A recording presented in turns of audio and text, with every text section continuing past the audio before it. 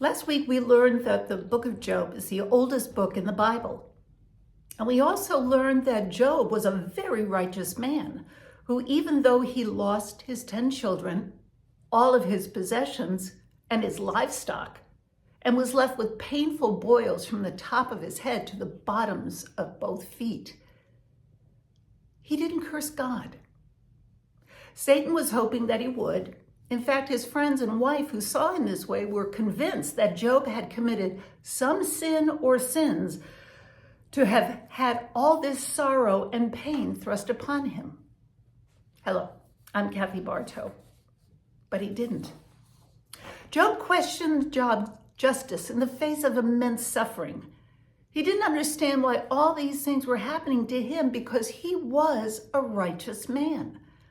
This was seen as a challenge to God's sovereignty and to God's wisdom. Job didn't sin against God and he wouldn't curse God. Instead, when this first happened, Job said that God giveth and God taketh away. But since Job was living with unbearable pain from his boils, and his friends and wife believed that he must have done something sinful and was being punished by God, Job cursed the day that he was born. But he didn't curse God. Job, however, demanded a full explanation from God. In chapter 38, God spoke to Job in a whirlwind. Up to chapter 38, Job accused God of being unfair. Job doesn't run away from God. He keeps calling on the name of the Lord to give him answers to his suffering.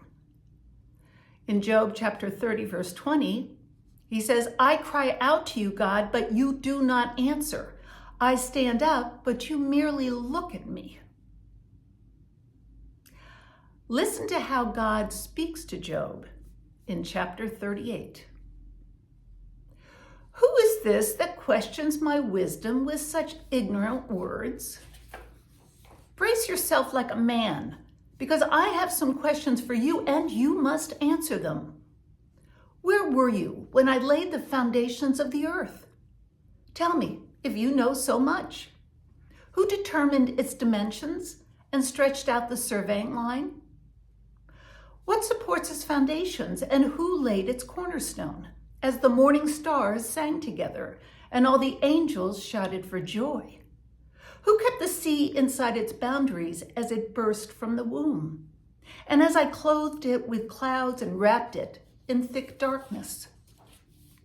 For I locked it behind barred gates, limiting its shores. I said, this far and no farther will you come. Here your proud waves must stop. Have you ever commanded the morning to appear and caused the dawn to rise in the east? Have you made daylight spread to the ends of the earth to bring an end to the night's wickedness? As the light approaches, the earth takes shape like clay pressed beneath a seal. It is robed in brilliant colors. The light disturbs the wicked and stops the arm that is raised in violence. Have you explored the springs from which the seas come? Have you explored their depths? Do you know where the gates of death are located? Have you seen the gates of utter gloom? Do you realize the extent of the earth? Tell me about it if you know. Where does light come from and where does darkness go? Can you take each to its home? Do you know how to get there? But of course you know all this, for you were born before it was all created, and you are so very experienced. Have you visited the storehouses of the snow or seen the storehouses of hail?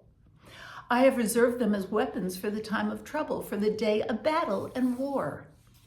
Where is the path to the source of light? Where is the home of the east wind? Who created a channel for the torrents of rain? Who laid out the path for the lightning? Who makes the rain fall on barren land in a desert where no one lives? Who sends rain to satisfy the parched ground and make the tender grass grow up? Does the rain have a father? Who gives birth to the dew? Who is the mother of the ice? Who gives birth to the frost from the heavens? For the water turns to ice as hard as rock, and the surface of the water freezes. Can you direct the movement of the stars, binding the cluster of the Pleiades, or loosening the cords of Orion? Can you direct the constellations through the seasons, or guide the bear with her cubs across the heavens? Do you know the laws of the universe? Can you use them to regulate the earth? Can you shout to the clouds and make it rain? Can you make lightning appear and cause it to strike as you direct? Who gives intuition to the heart and instinct to the mind? Who is wise enough to count all the clouds? Who can tilt the water jars of heaven? When the parched ground is dry and the soil has hardened into clods, can you stalk prey for a lioness and satisfy the young lion's appetites as they lie in their dens or crouch in the thicket? Who provides food for the ravens when their young cry out to God and wander away in hunger? In Job chapter 42, verses 1 through 6, Job replied to the Lord, I know that you can do all things. No purpose of yours can be thwarted. You asked, who is this that obscures my plans without knowledge? Surely I spoke of things I did not understand, things too wonderful for me to know. You said, listen now, and I will speak. I will question you, and you shall answer me. My ears had heard of you, but now my eyes have seen you. Therefore I despise myself and repent in dust and ashes. In Job 42, verses 7 through 17. After the Lord had said these things to Job, he said to Eliphaz, I'm angry with you and your two friends, because you have not spoken the truth about me, as my servant Job has. So now take 7 bulls and 7 rams and go to my servant Job and sacrifice a burnt offering for yourselves. My servant Job will pray for you, and I will accept his prayer and not deal with you according to your folly. You have not spoken the truth about me, as my servant Job has.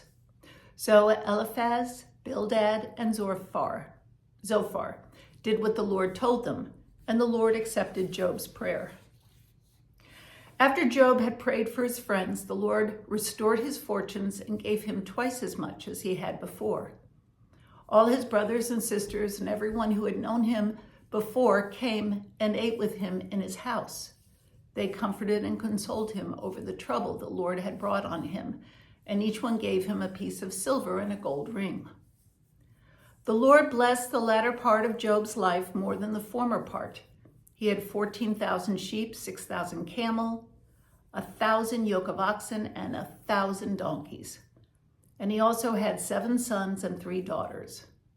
Nowhere in all the land were there found women as beautiful as Job's daughters, and their father granted them an inheritance along with their brothers.